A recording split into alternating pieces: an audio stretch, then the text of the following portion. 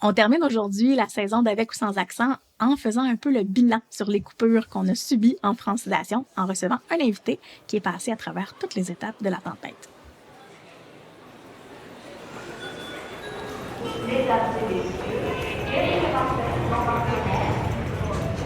Bonjour à tous, je m'appelle Tania Lompré. L'éducation, l'immigration, la langue française, ça vous intéresse? Vous êtes au bon endroit parce que moi aussi. Ensemble, on va explorer plusieurs enjeux reliés de près ou de loin à la francisation, à l'immigration, à l'enseignement et à l'apprentissage. On va aussi aborder les politiques publiques et l'actualité reliées à ces thématiques. De mon côté, je suis une fille super animée par l'idéal de faire du Québec un endroit où tous peuvent s'épanouir en français, avec ou sans accent. J'ai la tête qui foisonne d'idées, d'opinions et de solutions. On ne sera peut-être pas toujours d'accord, hein? Mais n'est-ce pas une des facettes de la diversité qui fait que c'est vraiment beau chez nous? Alors bienvenue à tous sur le balado avec ou sans accent.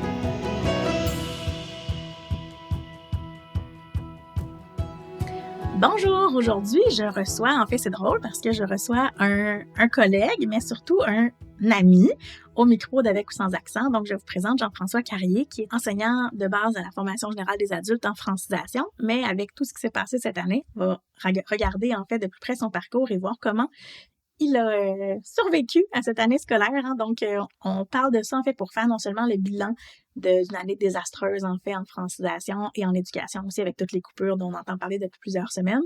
Et on regarde comment on peut être persévérant et persévérant, justement, dans tout ça pour poursuivre son année scolaire.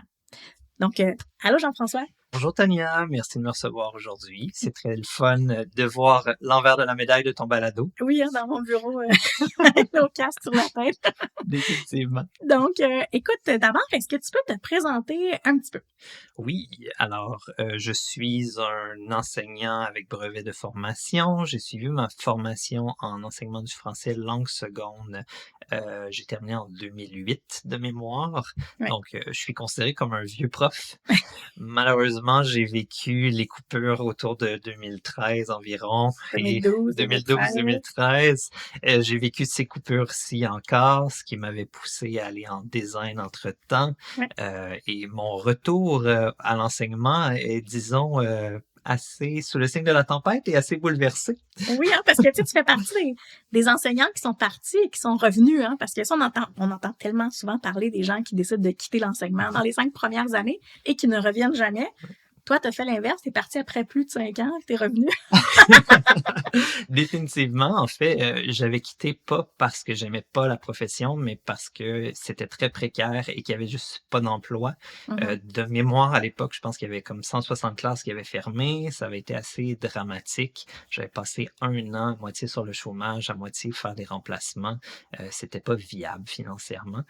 C'est pour ça que je suis retourné à l'école dans un autre domaine. Beaucoup de mes collègues de cette époque-là sont allés faire une maîtrise, un doctorat. Hey, c'est dans le temps où tout le monde a fait autre chose. Hein, tu te souviens, Oui. Nos amis sont partis faire des formations pour devenir directeur d'école, conseiller pédagogique parce qu'il n'y avait pas de classe. Tu sais, on dirait que cette année, tout le monde était comme, mon Dieu, ça n'a pas de sens, les coupures qu'on a subies, mais c'était comme une deuxième vague de coupures, là, un peu plus de 10 ans après la première qu'on avait vécue. Puis nos collègues plus vieux en ont vécu une autre, là, en 99-2000, une hausse des coupures là, de classe en francisation. Ouais. Malheureusement, la francisation aux adultes est vraiment sujette aux aléas de la politique, disons-le de cette façon-là, et au financement, à la venue des immigrants de l'extérieur aussi.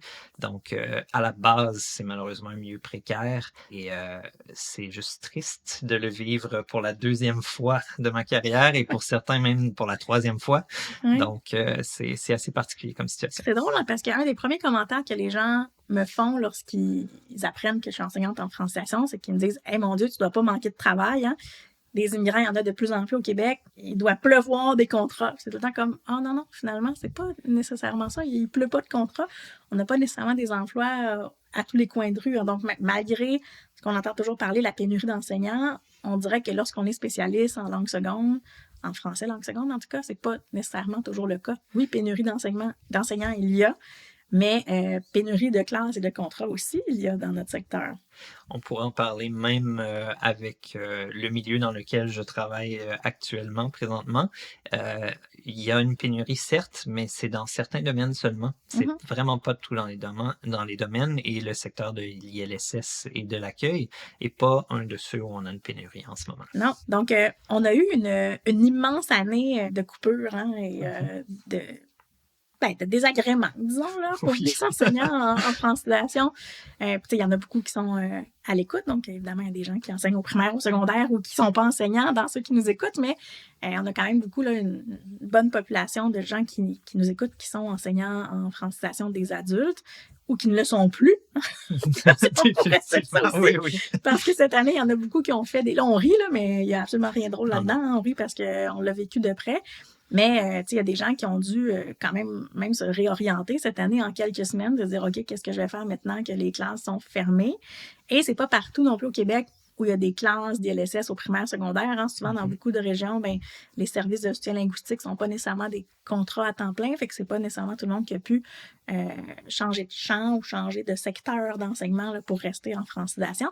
Mais raconte-nous donc comment ça s'est passé pour toi. Là. Mettons, on retourne au mois d'août l'année passée, là, on vient d'apprendre qu'il va y avoir des coupures. Qu'est-ce qui se passe concrètement?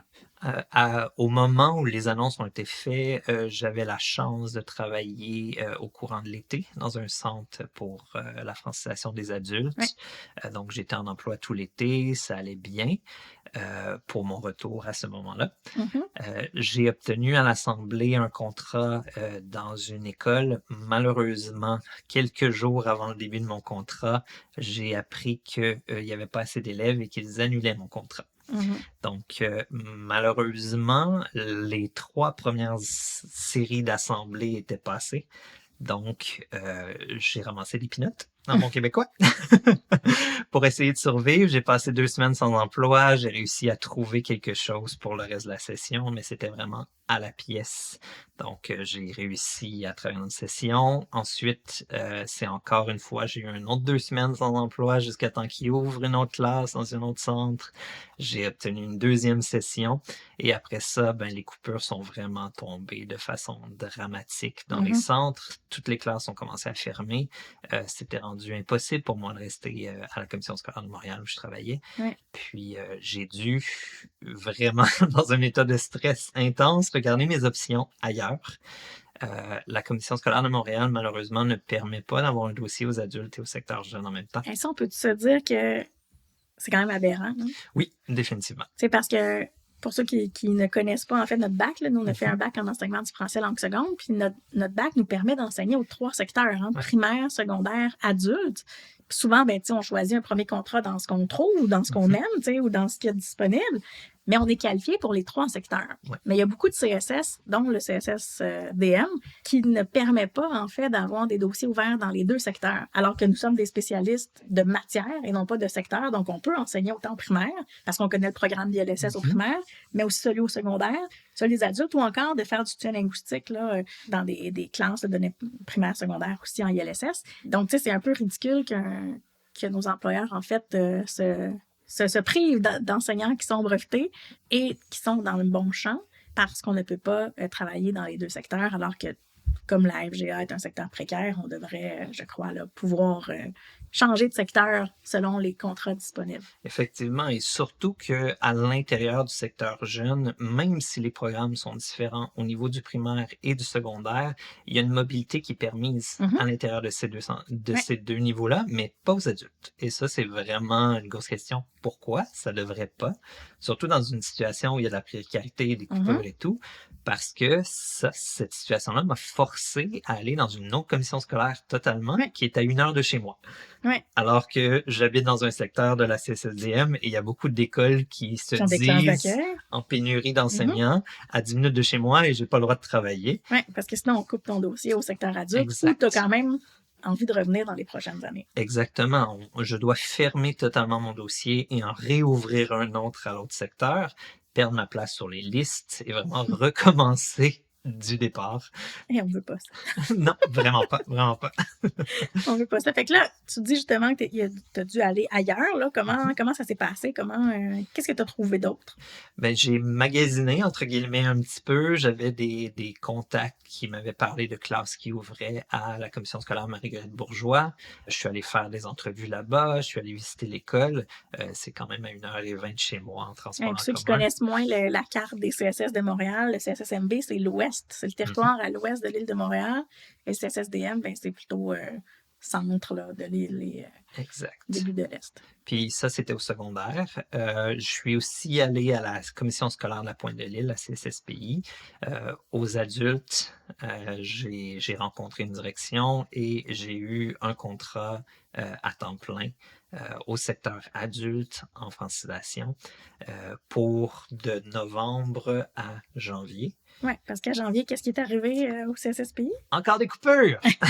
Donc, le centre avait 3 classes. C'est un nouveau programme. L'école avait même été neuve. Elle a été conçue pour avoir de la francisation aux adultes et les classes sont fermées. Et ça, c'est une dépense d'argent public folle, hein, quand même, de construire une école qui aura une vocation de francisation des adultes, qui peut même pas réussir à donner, en fait, son service parce que le programme a été modifié et qu'on a fermé les classes, finalement.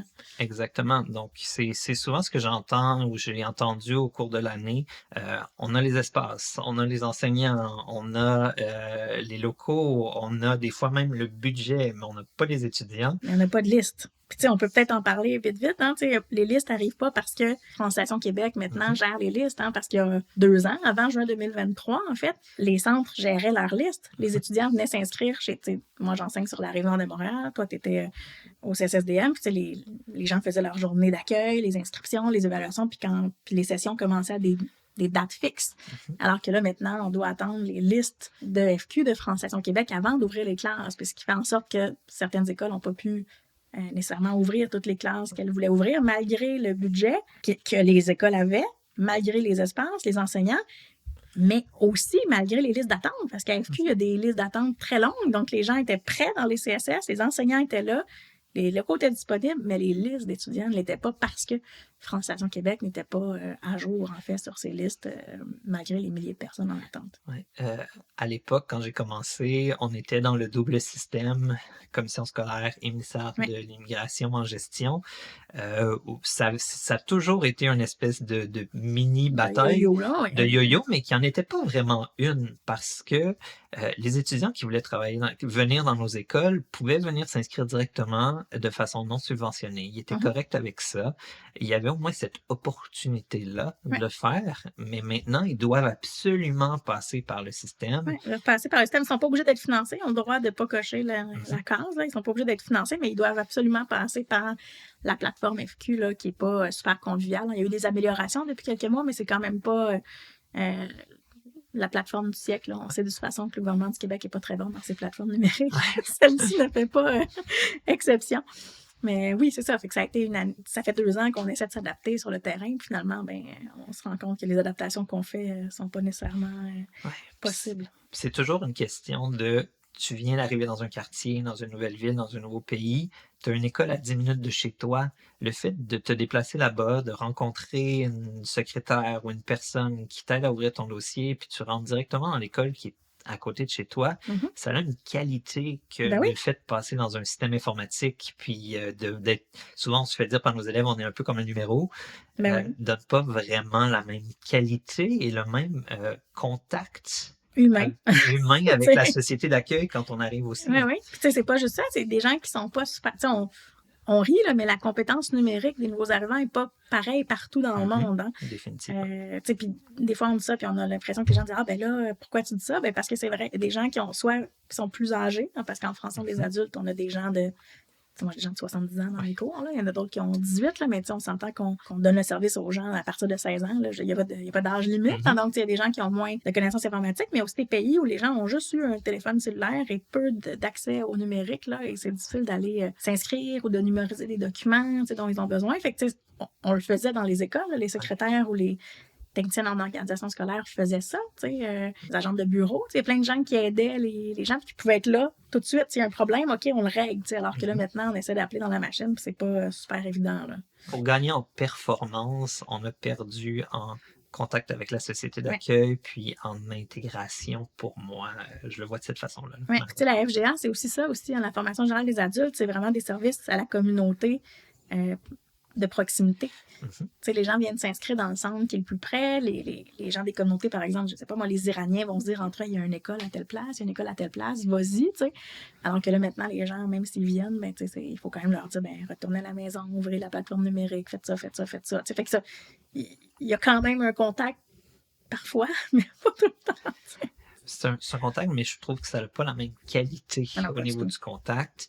Puis, il faut penser que pour beaucoup des gens, des adultes qui viennent en francisation, plusieurs d'entre eux n'ont pas encore trouvé un travail. Donc, on est vraiment leur premier contact réel. Leur premier réseau, les premiers amis qui vont se faire. Ouais. Exact. Fait que ça a une qualité, une importance dans la vie de ces gens-là très, très grande. Puis on le voit à la fin de la session là, avec les larmes, les câlins. On voit des amitiés se créer, on voit des couples se créer, on voit plein de choses. J'en ai vu à cette session aussi. 2 classes différentes, là, mais la classe avec quelqu'un de la classe à côté. Coucou si vous nous écoutez. Donc, la qualité de ça est très, très importante, je trouve, à l'intégration. Puis les changements qui ont été faits, les coupures qui ont été faits, tout ça, je trouve, a teinté l'expérience de beaucoup, beaucoup, beaucoup de gens. Et ça, je trouve ça triste, malheureusement. Oui, fait que autant pour les apprenants que pour les enseignants. Parce que on a parlé beaucoup des apprenants, évidemment, qui sont pris dans le système, qui sont sur les attentes depuis, des fois on dit 6 mois, mais dans certains secteurs, c'est plus, 9, 10, 1 an. Des gens qui attendent leur place sur la liste de francisation. Puis souvent, quand on les rappelle, ils sont rendus au travail, puis ils n'ont pas le temps ou peu le temps, ou finalement, la demande qu'ils avaient faite à temps plein doit être modifié pour être à temps partiel parce qu'ils sont plus disponibles. Là. C'est un peu... Donc, c'est complexe. Moi aussi, là, si j'étais au Japon et j'attendais 1 an une place dans une classe d'un cours de japonais, je ferais d'autres choses de mon temps. Là. Je ne resterais pas assis chez moi à regarder le plafond en tournant les pouces pendant 1 an. Fait que je comprends les gens.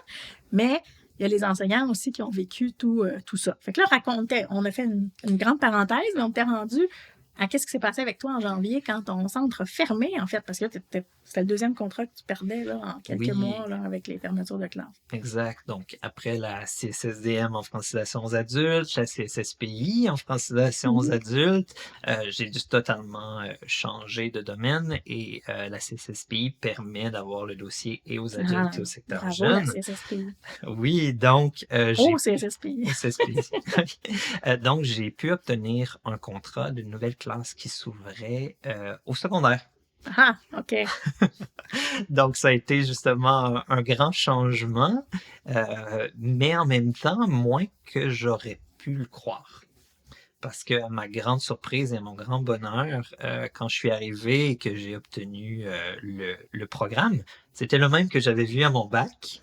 C'est le même depuis 15 ans. Il y a des rumeurs que ça va bientôt changer, on se croise les doigts. Mais pour l'instant, c'était le même. Donc, j'ai pu facilement trouver mes repères. Et aussi, je suis habitué de faire la planification. C'est un milieu que je connais. Donc, ça a été facile de s'intégrer. Le plus difficile a été vraiment le matériel. En tant qu'enseignant, il faut toujours compléter les matériels qu'ils nous ont fournis. Il faut toujours les évaluer, les adapter et tout. Être très flexible par rapport à notre pédagogie et j'ai dû fabriquer beaucoup de matériel que je n'avais pas puisque j'étais pas au secondaire avant. Donc, ça a été la partie la plus difficile, mais somme toute, c'était une belle transition. L'équipe école, quand je suis arrivé, il y avait déjà des enseignants en ressources, il y avait des conseillers pédagogiques, il y avait beaucoup de rencontres. J'ai bien été supporté là-dedans. Malheureusement, avec les coupures cette année, ça va disparaître pour l'année prochaine. Donc, ceux qui pensent à faire le changement, ils ne vivront pas nécessairement la même chose que moi, j'ai vécu. Mais j'ai eu la chance d'être bien supporté dans la transition. Puis, j'ai eu une magnifique classe qui vient de terminer récemment. Ah oui, la semaine passée. La semaine passée. Donc, ça s'est très bien passé à ce niveau-là. Mais c'est un milieu et une réalité très différente de celle des adultes. Ça, c'est certain. Oui, puis je pense qu'il faut quand même être, on est formé pour les 3 secteurs, mais on a toujours quand même une préférence. Je veux dire, moi, je suis capable d'enseigner au primaire, je suis capable d'enseigner au secondaire, je suis capable d'enseigner à l'éducation des adultes, mais si j'ai les 3 contrats devant moi, je pense que je vais faire le même choix que toi, c'est-à-dire la francisation des adultes. Tu sais, pour plusieurs raisons, tu sais.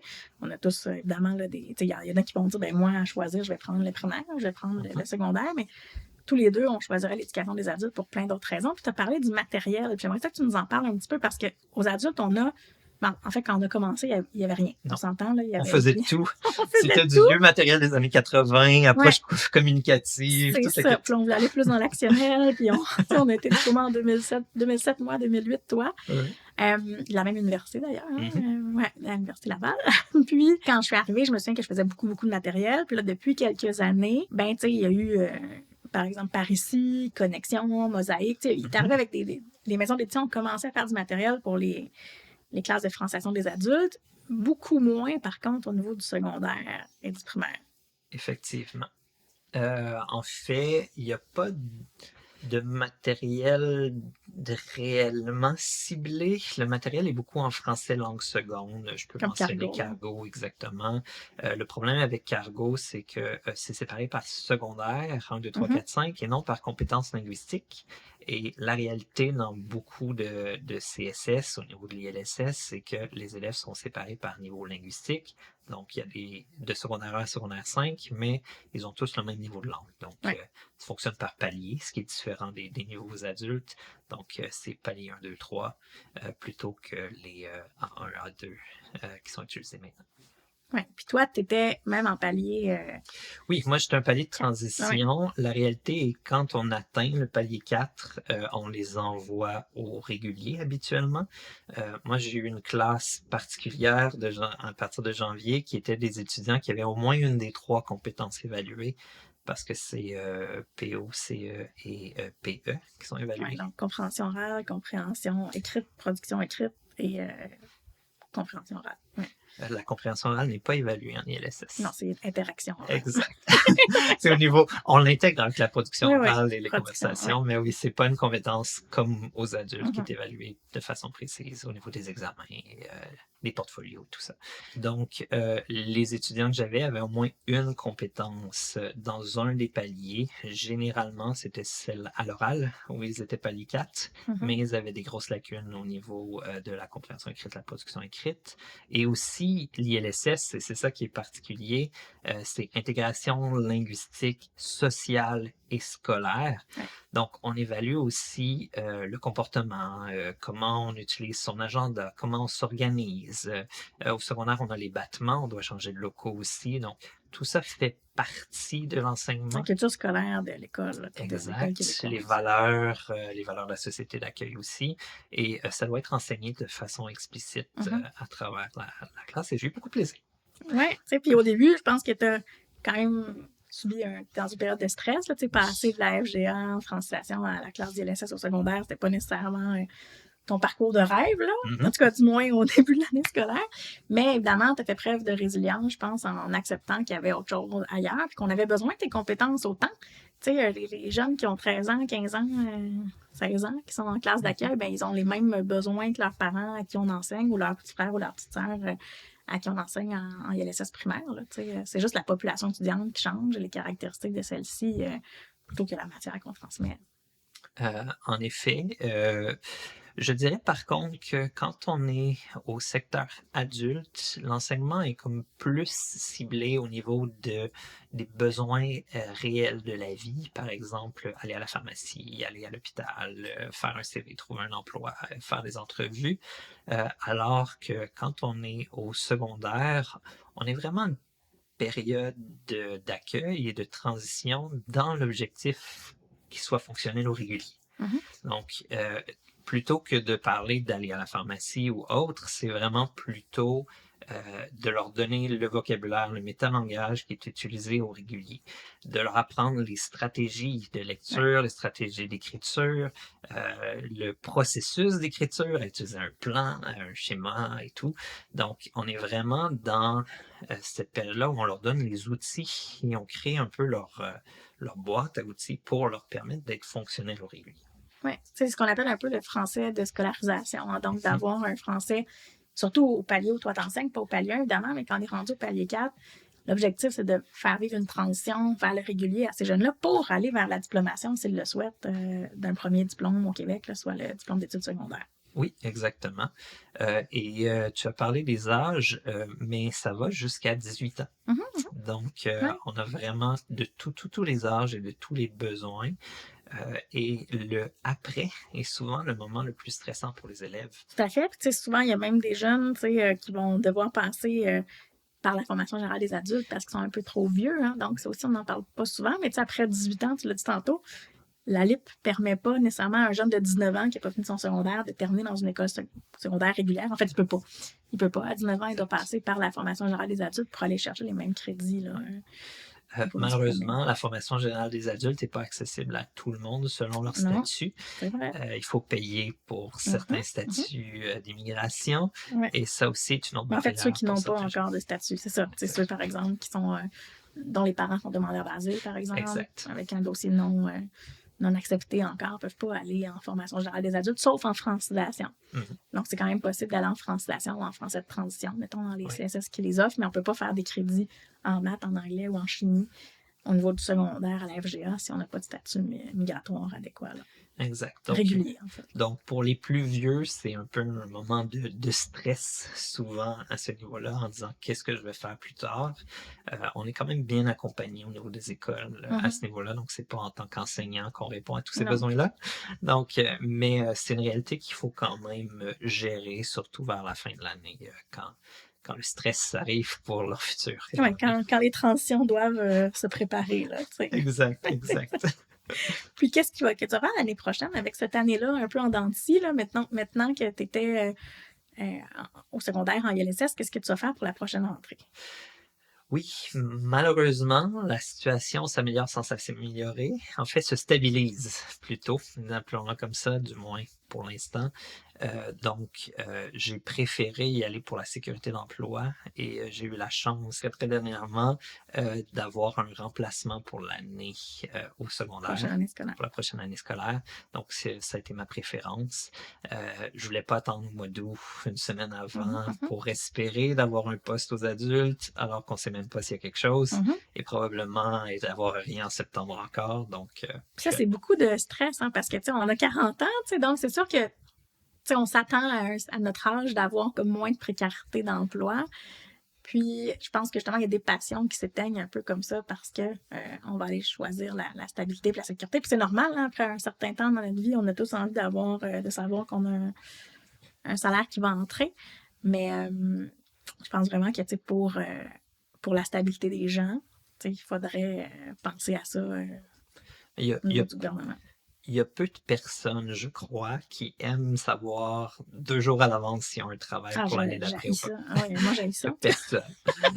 Et en plus à ça, on rajoute justement les aléas politiques avec les coupures qu'on a, que je vais ressentir l'année prochaine. On a déjà eu des rencontres avec les directions qui ont parlé des budgets coupés. Dans mon école, c'est déjà 540 000 $ pour l'année. Donc, c'est réel, les coupures à ce niveau-là. On les a bien montré c'est quoi l'impact pour l'année prochaine dans toutes les écoles. Donc, nous le savons qu'il y a des coupures réelles. Et les spécialistes le subissent aussi. Donc, eux aussi sont en précarité. Et selon la politique, c'est pas juste les enseignants, c'est les spécialistes aussi qui peuvent perdre leur travail. Les orthopédagogues, les orthophonistes. C'est qu'on a eu des difficultés énormes à aller chercher pour les réseaux il y a 2-3 ans parce qu'il manquait de gens. Et maintenant qu'ils sont là, on les recoupe. Et au niveau de la précarité, c'est un peu comme moi j'ai vécu vers 2010-2012 dans ce coin-là, où c'était trop précaire et j'ai décidé de changer de domaine à l'époque. Et ça, c'est très triste parce que cette précarité-là, le fait de jamais savoir, le fait de ne pas pouvoir planifier un budget, le fait de ne pas savoir si tu peux payer ton condo ou ta voiture, ça pousse beaucoup de gens qui ont une expertise extraordinaire à partir. Ben oui. Et certaines personnes que je connais qui malheureusement n'ont même pas eu de poste pour septembre, eux ont la chance d'avoir un win partenaire qui peut les aider temporairement, le temps que les classes ouvrent et tout, mais c'est pas la situation de tout le monde. Non. Donc c'est assez triste d'avoir comme situation, puis à long terme aussi, parce que même si là on a des coupures, même si l'année prochaine les budgets reviennent ou autre chose, ou qu'il y a des augmentations, on va le sentir pendant longtemps. parce que c'est exactement ce qui Ben s'était oui. passé à l'époque. Il y a eu des coupures, mais ça s'est senti pendant presque 7 ans de mémoire, 5 à 7 ans après. On a senti les impacts de ça. Donc, je crois qu'on va ressentir malheureusement les impacts de ce qu'on vit présentement Ouais. encore pendant un moment. C'est ce que je crois aussi, malheureusement. Mais bon, on va se croiser les doigts, puis on va souhaiter que du mieux pour les enseignants en francisation et pour les apprenants qui doivent apprendre le français au Québec dans les prochaines années. Définitivement. Puis, c'est idéalement pour vous aider à passer à travers, c'est de considérer les options qui s'offrent à vous. Mhm. Si c'est un changement de secteur Ben pour oui. continuer dans votre passion, pourquoi pas? Ben c'est ça. Je pense que c'est ça qu'il faut mettre de l'avant, en fait. C'est que notre passion, quand on enseigne le français langue seconde, que ce soit à des adultes, ben elle peut se transposer cette passion-là auprès de plus petits qui ont besoin de nous aussi. Qui ont besoin de M. Jean-François dans leur classe l'année prochaine. Ça a été bizarre de se faire appeler monsieur toute l'année. Oui, parce que l'adulte, il nous appelle moins monsieur ou madame.